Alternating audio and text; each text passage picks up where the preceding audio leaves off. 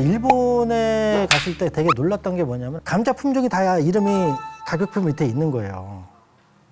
이게 어떤 의미가 있냐면은 이 감자 같은 게 점질 감자와 분질 감자가 있는데 이건 요리하는 방식이 다른 거예요. 그거는 분질 감자 같은 경우는 닭도리탕이나 아니면 카레 같이 이제 좀 밥하고 비비기 편하게 되거든요.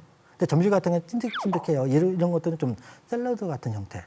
이런 거 있기 때문에 그거를 표시해놨던 건 뭐냐면 소비자들도 그거를 구매하면서 알고 있다는 거고 그렇게 표현을 하고 있는 거죠. 우리는 그런 게 없는 거죠. 근데 서서히 지금 변하고 있는 거죠. 이게 뭐냐면은 밤 얘기거든요. 여기 보면은 평양률 약밤이라는 게 있어요. 약밤이라는 얘기 많이 드셔보셨죠? 네.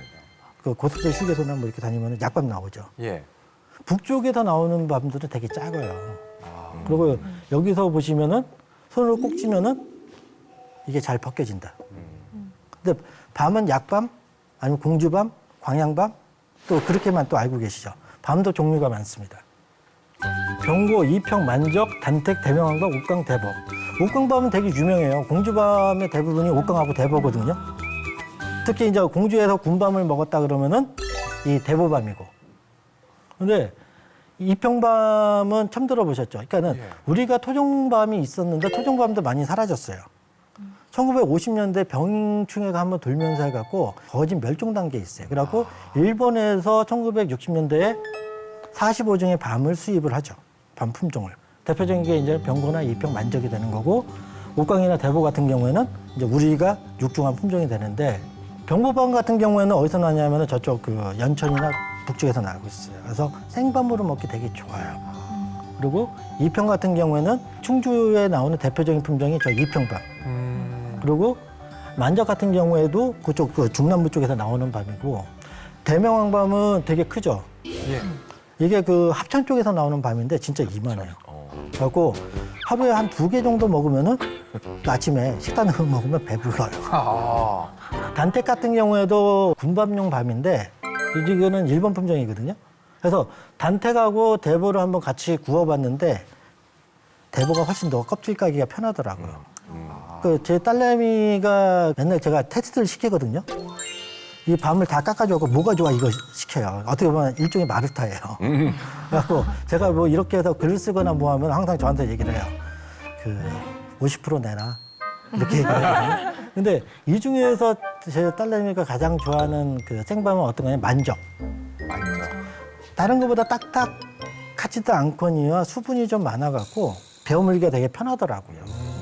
그리고 군밤을 언제 먹는 게 가장 맛있는지 아세요?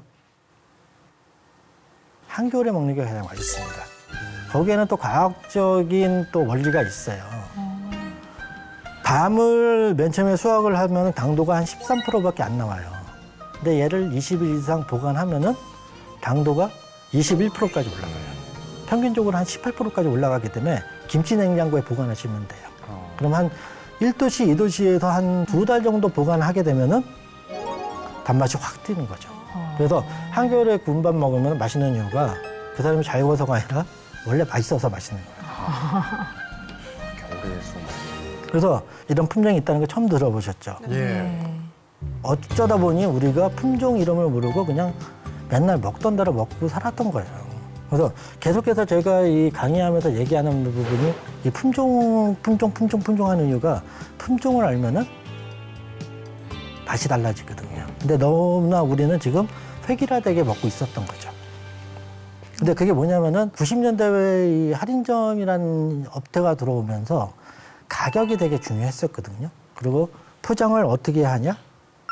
포장 단위는 어떻게 하냐? 이게 되게 중요해졌어요. 그러다 보니까는 품종이라는 거는 우선순위에서 뒤로 밀려질 수밖에 없는 거죠. 누가 가격 싸게 준다 하면 그거 하는 건 되는 거고 우리는 10원 싸다고 하면은 그거 사는 거고 그렇게 하다 보니까 먹는 것들이 되게 획일화가 됐던 거죠. 그래서 먹는 방식도 좀 달라져야 된다는 생각도 하게 됐어요. 이게 무슨 꽃일까요? 퀴즈입니다. 이게 특히 횟집 가면은 자주 볼 수 있어요. 횟집이요? 예. 뒤에 분도 계셨고 저도 조금 비슷하게 생각했던 게 메밀. 집에서 메밀 먹어요? 아 그래서 횟집이라고 해서 아닌가 싶어가지고 저도. 여기입니다. 고추냉이.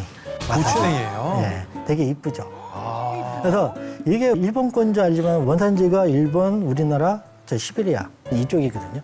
우리 식재료 중에 하나죠. 꽃을 보시면은 이게 십자 모양이 돼 있죠. 이거를 십자화과라고 하는데 십자화과의 대표적인 게 또 뭐가 있냐면은 배추, 무. 아까 얘기한 양배추 있죠. 양배추도 이게 십자화과거든요. 그래서 얘네 특징이 뭐냐면은 약간 매운맛이 나면서 매운맛이 열을 받으면 단맛으로 변한다는 거. 고추냉이하고 우리가 와사비라고 해서 먹고 있잖아요. 사실은 그게 와사비 맛이 아니었어요. 겨자 맛이었어요. 겨자하고 고추냉이하고 똑같이 시니그린이라고 하는 톡 쏘는 맛이 있거든요. 예. 근데 이 고추냉이에는 체세포 안에 있다 보니까 갈면은 바로 냄새가 났다가 사라져요. 근데 겨자는 이게 오일 속에 있어요. 그래서 사라지지 않기 때문에 우리가 일본 가서 사오던 아니면 국내에서 사던 잘 보면은 전부 다 겨자씨유나 서양 겨자씨가 다 들어가 있어요. 그러니까 우리가 와사비인 줄 알고 먹었지만은 사실은 겨자였던 거죠. 성분은 똑같아요. 고추냉이가 우리나라에서 재배하는 데가 몇 군데가 있어요. 특히 이제 뿌리를 재배하는 데는 철원에 있거든요. 철원에 샘통골이라는 동네가 있는데 거기 농원이 하나 있는데 거기는 왜 샘통골이냐면은 지하수가 그냥 확 솟아요. 근데 온도가 안 변해요. 한 12도, 13도 여기서 왔다 갔다 하는 거거든요. 여름이 됐던 겨울이 됐던 그러다 보니까는 고추냉이 재배 최적지가 된 거예요. 사시사철 나오는데 거기서 이제 요 꽃을 찍었고 맛을 봤는데 되게 좀 비싸요 아직까지는. 툭불 등심보다 비싸요. 100g에 한 3만 원 정도 하니까.